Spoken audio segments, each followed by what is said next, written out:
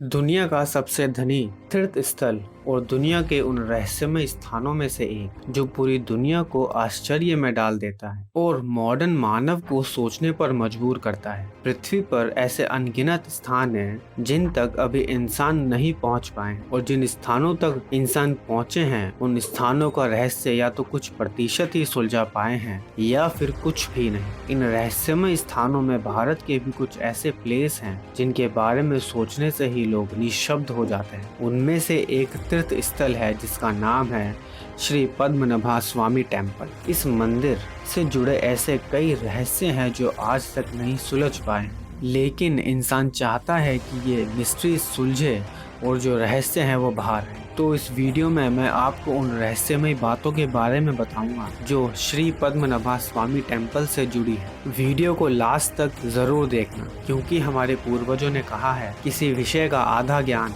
हमारे शत्रु के समान है। मंदिर का इतिहास। जो मंदिर आज हम देखते हैं वो मंदिर 18वीं शताब्दी में त्रावणकोर के राजा मार्तंड वर्मा ने रेनोवेट करवाया था, यानी मंदिर का पुनर्निर्माण कराया गया। लेकिन इस मंदिर का इतिहास बहुत पुराना है। कुछ इतिहासकार मानते हैं कि जो मूर्ति मंदिर में स्थापित है वो 9वीं शताब्दी की है। वहीं कुछ इतिहासकार इसे संगम एज यानी सेकंड सेंचुरी का भी बताते हैं। इस मंदिर की स्थापना से जुड़ी एक कहानी भी प्रसिद्ध है, जिसमें एक ऋषि जिनका नाम था विल्व मंगलम स्वामीयार, जो एक महान संत थे। वो भगवान विष्णु के बहुत बड़े भक्त थे और भगवान विष्णु के दर्शन के लिए रोज पूजा और ध्यान किया करते थे। लेकिन जब ऋषि ध्यान करने बैठते थे तो एक बच्चा उनके पास आकर उन्हें परेशान किया करता। लेकिन एक दिन गुस्से में आकर उन्होंने उस बच्चे को पकड़ लिया। लेकिन उस बच्चे ने ऋषि की आंख खुलने से पहले ही उन्हें कहा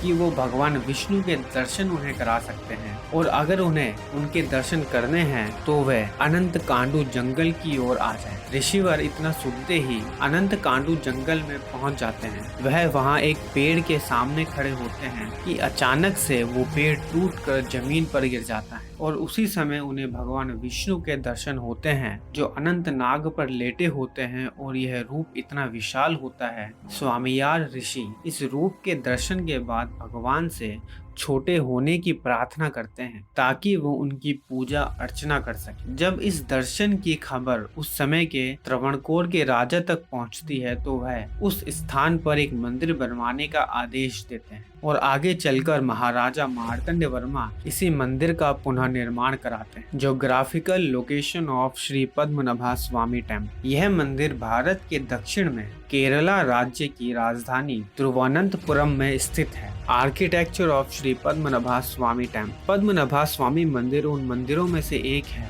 जो अपने रहस्यों के साथ साथ अपनी वास्तुकला के लिए भी प्रसिद्ध है। श्री पद्मनाभ स्वामी टेम्पल केरल शैली और द्रविडियन शैली का मिश्रण है।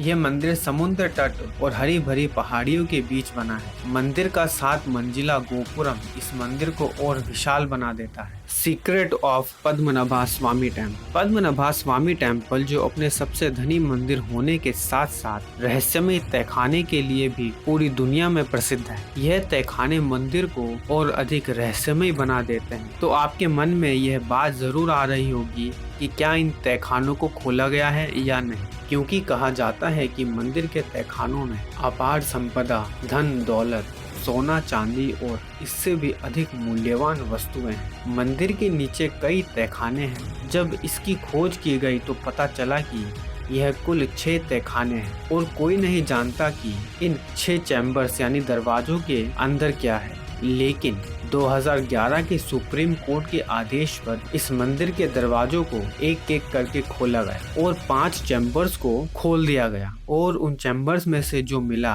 उससे पूरी दुनिया हिल गई। उन चैम्बर्स में अरबों का खजाना मिला, जिसमें पुरानी बहुमूल्य वस्तुएं थी, जैसे पुरानी तिजोरियां, पुराने सोने के सिक्के और सोने से बनी मूर्तियां भी मिली, जिसकी कीमत अरबों में है। इन 5 चैम्बर में इतना ट्रेजर मिला जिससे दुनिया आश्चर्य में थी। लेकिन अभी भी सिर्फ 5 चैम्बर ही खोले गए। एक चैम्बर अभी भी खुला नहीं था जिसका नाम था वॉल्ट बी, और मंदिर के सभी रहस्यों में सबसे अधिक रहस्यमय यही वॉल्ट बी है। वैसे तो ये भी उन सभी 5 वॉल्ट जैसा ही है, लेकिन इस वॉल्ट के दरवाजे पर दो भयंकर सांप बने हैं और लोगों के हिसाब से यह एक चेतावनी है कि कोई इस छठवें दरवाजे को खोलने की कोशिश ना करे। और ये भयंकर सांप जो दरवाजे पर हैं, वो सांप उस दरवाजे की रक्षा कर रहे हैं। लेकिन सबसे रहस्यमय बात तो यह है कि दरवाजे पर ना तो कोई कुंडी है और ना ही और किसी प्रकार का लॉक है जिससे कि इस दरवाजे को खोला जा सके। यानी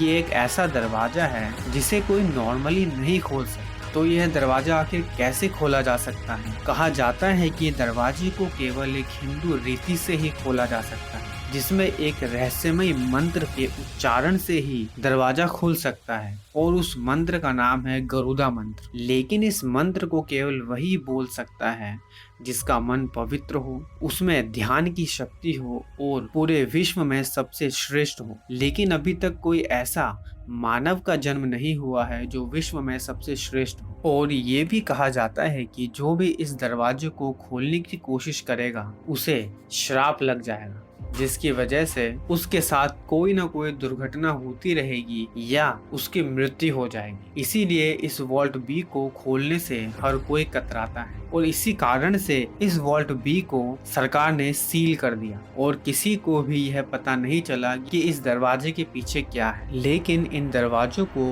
पहली बार खोलने की कोशिश नहीं की गई। भूतकाल में भी इन दरवाजों को खोलने की कोशिश की जा चुकी है। वर्ष 1908 इन दरवाजों को खोलने की कोशिश की गई थी। जब उन्होंने पहले ही दरवाजे को ओपन करने की कोशिश की तो कोबरा सांपों का एक बहुत बड़ा झुंड उनके सामने आ गया, जिसकी वजह से वो इस दरवाजे को नहीं खोल पाए। लेकिन फिर एक बार और 1931 में इन चैम्बर्स को ओपन करने की कोशिश की गई और इस बार एक दरवाजे को खोल दिया गया, जिसमें से कहा जाता है बहुत मात्रा में धन संपदा मिली थी। लेकिन बाकी के चैम्बर्स को वह भी नहीं खोल पाए थे। लेकिन ऐसा क्यों? ना तो इस बार कोई सांप का झुंड उनके सामने आया था, ना ही और किसी प्रकार की बाधा थी। फिर भी उन्होंने बाकी के चैम्बर्स को क्यों नहीं खोला, इसकी जानकारी किसी को भी नहीं। लोग कहते हैं कि जो भी अंदर से निकलता है वो दिव्य होता है, जो किसी इंसान के हाथ नहीं लगना चाहिए। इसलिए उन्होंने बाकी के चैम्बर्स को नहीं ओपन किया था और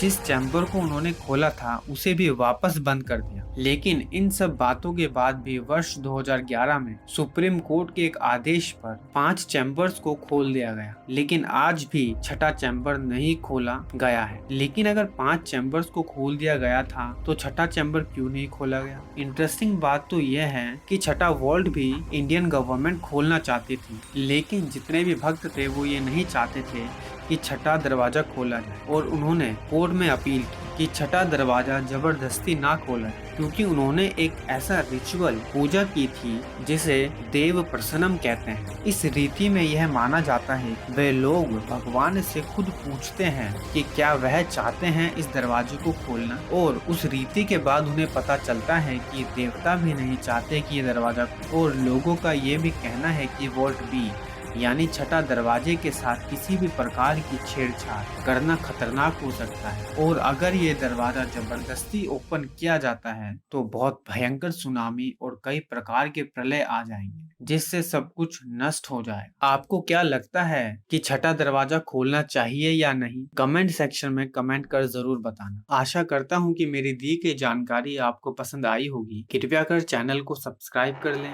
वीडियो को ज्यादा से ज्यादा शेयर करें और वीडियो को लाइक करना ना भूलें।